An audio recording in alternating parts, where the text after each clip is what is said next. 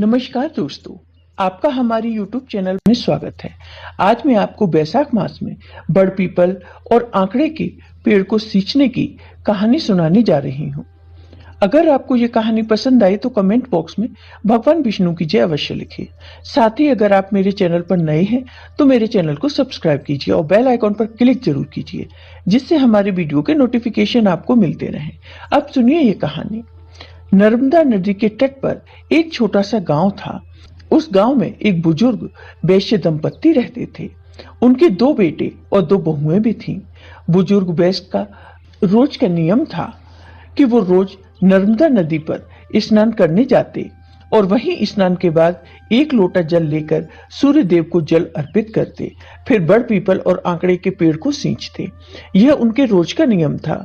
एक बार की बात है, बैसाख का महीना आने वाला था तो वैश्य ने अपनी पत्नी से कहा कि भगवान, कुछ दिनों से मेरी तबीयत ठीक नहीं है और कल से बैसाख का महीना लगने वाला है।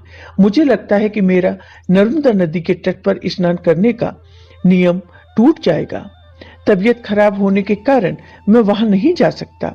तब वैश्य की पत्नी ने कहा, आप इतने दुखी क्यों होते हो? भगवान की कृपा से हमारे 2 बेटे और 2 बहुएं हैं। आप अपने दोनों बेटे बहुओं से कह दो, उनमें से कोई ना कोई नर्मदा नदी के तट से जल लाकर आपको दे देगा। तब वैश्य ने कहा, भगवान, इस बार मेरा बहुत मन है कि हम जोड़े से बैसाख स्नान करें। तब वैश्य की पत्नी ने कहा, आपने तो मेरे मन की बात कह दी। मैं भी यही सोच रही थी। अब आप चिंता मत कीजिए, हम दोनों जरूर जोड़े से बैसाख स्नान करेंगे। तब वैश्य दंपत्ति ने अपने दोनों बेटों और बहुओं को बुलाया और अपने मन की बात अपने बेटों और बहुओं से कही। तब वैश्य का बड़ा बेटा बोला, पिताजी, आप तो जानते ही हैं, मैं दूसरे शहर में नौकरी करने जाता हूँ और सुबह 5 बजे ही घर से निकल जाता हूँ, तो मैं तो आपका यह काम नहीं कर पाऊंगा। फिर बड़ी बहू बोली, पिताजी, मुझे भी सुबह जल्दी उठकर इनके लिए खाना बनाना पड़ता है, इसलिए मैं भी आपके लिए नर्मदा नदी से जल नहीं ला सकती। क्योंकि 1-2 दिन की बात होती तो कुछ कर भी लेती, लेकिन पूरे महीने का नियम है, ये नियम नहीं निभा पाऊंगी। तब वैश्य के छोटा बेटा और बहू ने कहा, माँ, पिताजी, आप चिंता मत कीजिए, हम दोनों नर्मदा नदी से आपके लिए रोज जल ले आया करेंगे। आप दोनों जरूर बैसाख स्नान करना। यह कहकर वह अपने कमरे में चले गए। फिर छोटे बेटे ने अपनी पत्नी से कहा, सुनो, मेरे मन में भी एक विचार आया है कि हम दोनों माँ पिताजी के लिए जल लेने नर्मदा नदी पर तो जाएंगे ही, तो क्यों ना हम दोनों भी जोड़े से बैसाख स्नान करें। तब उसकी पत्नी ने कहा, ठीक है, हम दोनों भी जोड़े से बैसाख स्नान करेंगे। तब छोटे बेटा बहू ने जाकर यह बात अपने माता पिता को बताई। यह सुनकर वैश्य दंपत्ति बहुत खुश हुए। दूसरे दिन सुबह 4 बजे ही वैश्य के छोटे बेटा बहू नर्मदा नदी के घाट पर पहुंच गए। दोनों ने नदी में स्नान किया और जल लेकर घर आ गए। घर आकर उन्होंने वह जल अपने माता पिता को दे दिया। फिर उस बुजुर्ग दंपत्ति ने 1-1 लोटा जल निकालकर रख लिया और बाकी के जल से दोनों पति पत्नी ने स्नान कर लिया। फिर लोटे के जल से सूर्य देव को अर्घ्य दिया और बड़ पीपल और आंकड़े के पेड़ को सींचा। बड़ पीपल और आंकड़े के पेड़ की पूजा की तथा 5 परिक्रमा लगाई। फिर छोटी बहू उन्हें भोजन देती है। इस तरह पूरा बैसाख का महीना बीत गया।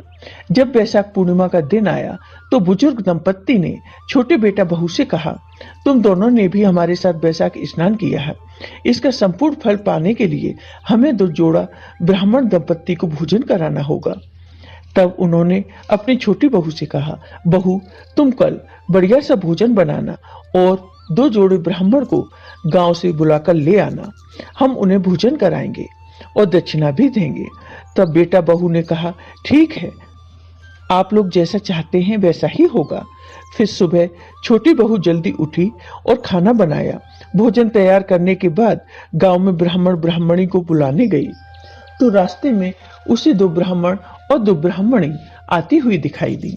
तो छोटी बहू ने सोचा कि शायद ये कोई तीर्थ यात्री है, ये हमारे गांव के तो नहीं है, क्यों ना भोजन के लिए मैं इन्हें ही घर ले जाऊं।